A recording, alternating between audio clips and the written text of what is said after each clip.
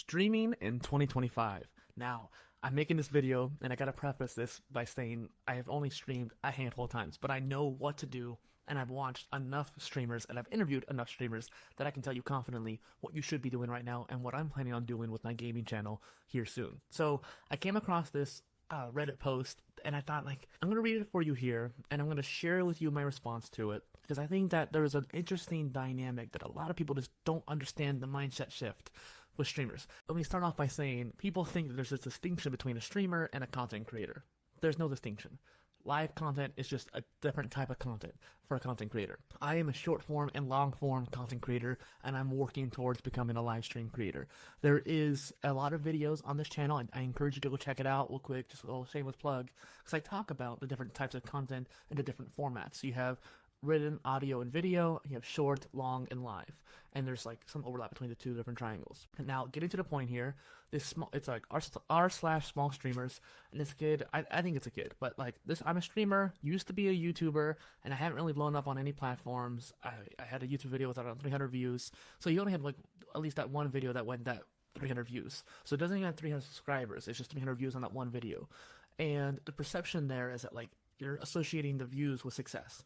Obviously, we only have so many metrics when we're first starting out, but that isn't necessarily what you should be looking for in just one video, right? I don't see this person's a link to their channel, so I can't tell you. I can't analyze the channel and what went right with it, what went wrong with it. But he's like, okay, but for streaming, I felt kind of flat at 5 views a stream. And then I stream on Twitch, and at the moment I'm limited to my PS5 for streaming only. That's okay. If you only have an Xbox or PS5 to stream off of, I think Xbox limits you on what kind of hardware you can hook up to it. Technically, I think you can add a webcam, but I don't know if you can actually stream off the Xbox with the webcam and camera setup. You might have to go through the web browser on the Xbox, which is really stupid. PlayStation, and I think maybe Switch 2, has the ability to hook up these things and actually stream from the console. So the fact that he's on PlayStation 5 is probably the best at this point if you're only going from console. But I would highly encourage any of you to get a PC, even a crappy one, to hook up these things to, and that way you can actually just get a little cheap capture card, cheap microphone, decent microphone if you can, and a cheap webcam, and just actually have the most basic setup, because that'll make it 10 times better. And then it's just do any streamers have any ideas, probably ideas, on how I could grow?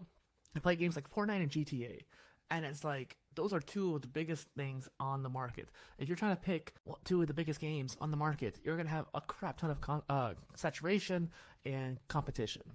So let me get to my response here, because I'm making this video, maybe for this kid. I might actually DM him the video, because I think that a lot of people misunderstand what it means to be a streamer, and what it means to market your streams, and how to actually disseminate your content and use those live streams in a whole different way. So I told him right off the bat, I think you're thinking too small. Your perception of what you're doing, what you've done, and what you need to do is too limited.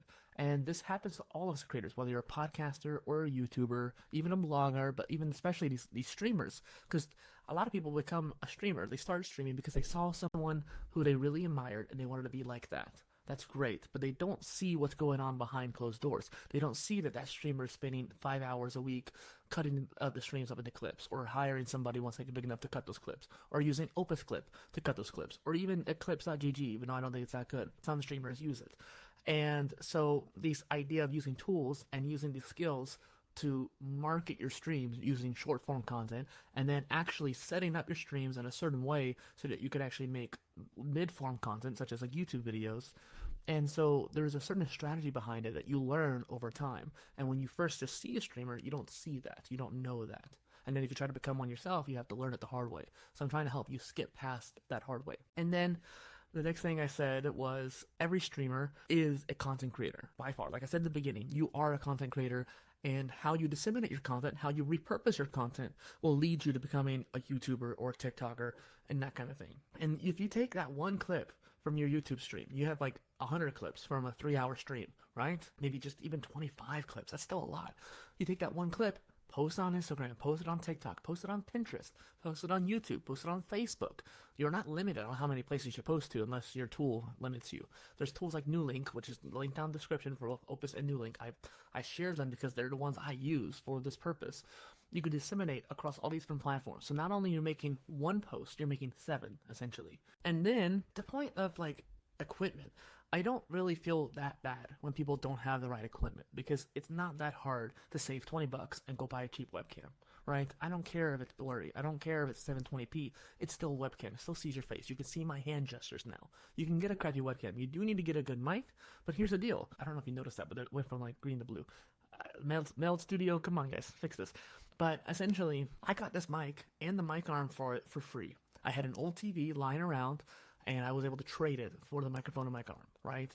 It was a good deal. It was a rare occasion, that kind of thing. Not gonna really say that could happen to everybody. The mic arm I'm using right now is a Fifine, which is probably one of the cheaper brands, but it's a Fifine low profile mic. It's supposed to be an alternative to Elgato one. Cool. I got it for like 30 bucks. This Logitech light right here, it's a $50 square light from Logitech, the Litra one or whatever. Got it for 15 bucks. I got the light bar Litra from Logitech. It's normally 99 bucks. I got it for $30. Now, the cameras I bought full price, but that's because they were both pretty new at the time, and the Elgato, actually, no. I think I got 20% off because I managed to find a good deal. So instead of paying like $300, I paid $275 or something like that. I got the Logitech StreamCam here because I can rotate it, and so when I have my vertical canvas open, I can have two separate cameras doing it. Now, these are things that like I had to get over time. I'm not saying I got them right away, but if you keep an eye out on Facebook Marketplace and maybe even eBay and stuff like that, you can get this equipment pretty cheap, and you can find webcams for pretty cheap. You might even be able to go use an old webcam from a different device you had, or maybe go get a crappy laptop that has a webcam built into it. There's so many different things you can do. You can even use your phone. Just take your phone and use that as a webcam. So there's so many options when it comes to equipment. So that's the end of this little rant of this video, but I wanted to tell you, like, when you're a streamer, you are a content creator, and you need to think of it like that. You need to think of it as a content business. You are disseminating your live streams, my interviews for my podcast, for example, or on the gaming channel, my live streams, taking them and turning them into videos like this, turning them into clips, turning them into social media posts, that kind of thing. All right, thank you. Bye.